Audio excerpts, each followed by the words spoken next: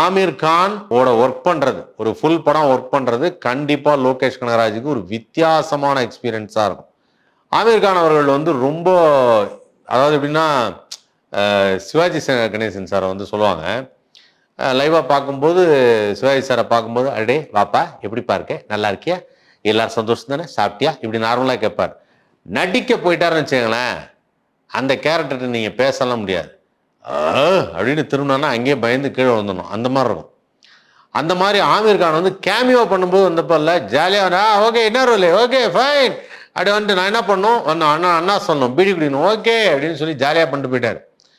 ஆமீர் கான் ஒரு கதையை எடுத்து அந்த படத்தில் வந்து செலக்ட் பண்ணி ஸ்க்ரீன் பிளேலாம் செக் பண்ணி நடிக்க ஆரம்பிக்கிறாருங்கிறது சாதாரணமான விஷயம் அல்ல. அது லோகேஷ் அவர்களுக்கு அவரோட ஒர்க் பண்ணும்போது தான் தெரியும்.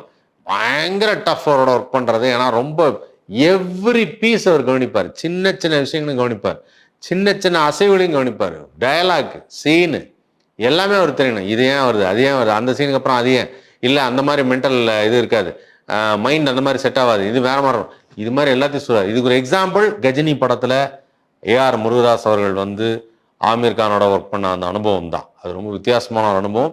ஆனால் ஆமீர் கான் வந்து ஸ்க்ரீன் பிளேலாம் ரொம்ப தெளிவாக இருப்பார். இந்த சீனுக்கு அப்புறம் இதான் இந்த எக்ஸ்பிரஷன் தான் கொடுப்பேன் அப்படிங்கலாம் ரொம்ப கரெக்டாக இருப்பார்.